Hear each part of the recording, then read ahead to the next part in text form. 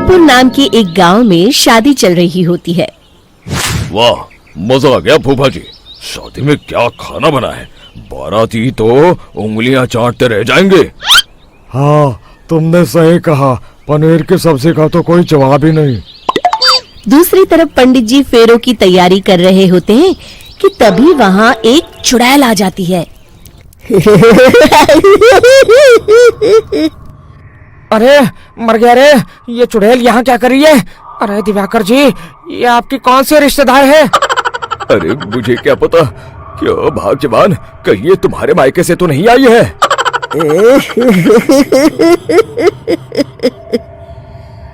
तुम लोगों की इस गांव में बारात लाने की हिम्मत कैसे हुई? मेरे रहते इस गांव में किसी की शादी नहीं हो सकती। अब तुम लोग देखो मैं क्या करती हूँ। अरे मर गया रे, मैंने सुना है ये जबान की पक्की है। भागो रे भागो, वरना ये चुड़ैल किसी को नहीं छोड़ेगी। हाँ, तुम सही कहते हो मोहन भाई, यहाँ से भाग लेने में ही हम सबकी भलाई है। देखते ही देखते शादी के मंडप में भगदड़ मच जाती है और चुड़ैल सब कुछ उजाड़ कर रख देती है। फिर एक दिन मोहन की शादी तय हो जाती है। अरे भाई, अगले हफ्ते मेरी शादी तय हो गई है, लेकिन इस चुड़ैल की दहशत के मारे तो मेरे हाथ पैर कांप रहे हैं। अरे मोहन, तुम्हारा दिमाग तो खराब नहीं हो गया? तुम अपने साथ साथ हम सब गांव वालों को भी बलि का बकरा बनाना चाहते हो? उस चुड़ैल के रहते तुमने अपनी शादी के बारे में सोच भी कैसे लिया? देखो गोपाल, डर तो मुझे भी लग रहा है, लेकिन उस चुड़ैल के डर से मैं जिंदगी भर कुंवारा तो नहीं रह सकता। तभी वहाँ मोहन के होने वाले ससुर आ जाते हैं। अरे ससुर जी, आप? देखो, अब तक मैं तुम्हारा ससुर बना नहीं हूँ और शायद बनूंगा भी नहीं। ये आप क्या कह रहे हैं? मैंने तो शादी का कोड भी सिलवा लिया है। मैं अपनी बेटी की शादी किसी अच्छे गांव में कराना चाहता हूँ। तुम्हारा गांव तो भूतिया गांव है। मैं तो क्या, अब तो कोई भी अपनी लड़की इस गांव वालों को नहीं देगा। इस तरह चुड़ैल के डर से उस गांव में किसी की भी शादी नहीं हो पाती। फिर एक दिन गांव के जमींदार अपनी बेटी की शादी करने का विचार करते हैं, लेकिन चुड़ैल के डर से उनकी भी हिम्मत जवाब दे देती है।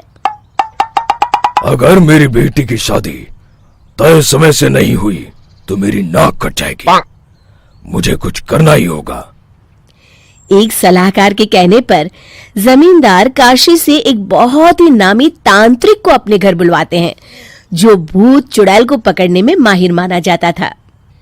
जमींदार साहब, आप चिंता मत करिए। इस गांव की सीमा में प्रवेश करते ही मुझे उस चुड़ैल के बारे में सब पता चल गया था। आप उसे जल्दी से जल्दी कैद कर लीजिए ताकि मैं अपनी बेटी की शादी कर सकूं। जब वो चुड़ैल एक इंसान थी, तब ठीक उसकी शादी करने वाले दिन ही उसकी और उसके होने वाले पति की एक दुर्घटना में मौत हो गई थी। उसका होने वाला पति आज भी भूत बनकर जंगल में भटकता है।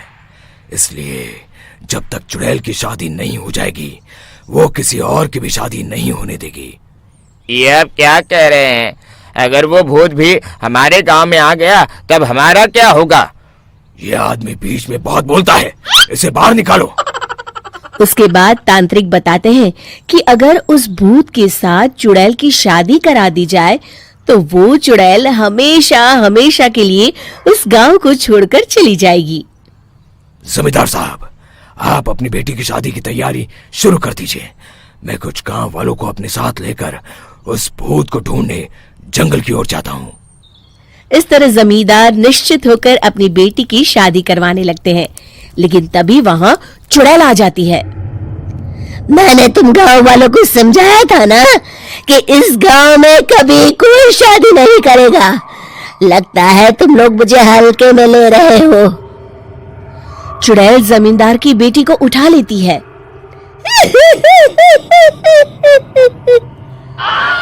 अब देखती हूँ बिना दुल्हन के तुम लोग शादी कैसे करोगे। मैं इसे अपने साथ ले जा रही हूँ। छोड़ मुझे, पिताजी, मुझे बचाइए। अरे कोई मेरी बेटी को बचाओ। तभी तांत्रिक उस भूत को लेकर वहां पहुंचता है। अरे भाग्यवान, रुको, इन मासूमों को परेशान मत करो, मैं आ गया हूँ, अब तुम मेरे साथ चलो। चुड़ैल बहुत खुश हो जाती है। आप आ गए, चलिए अब हम मंदिर में चलकर शादी कर लेते हैं। अरे अरे अरे अरे, ये क्या कह रही हो? मंदिर में जाके दोबारा मरना है क्या?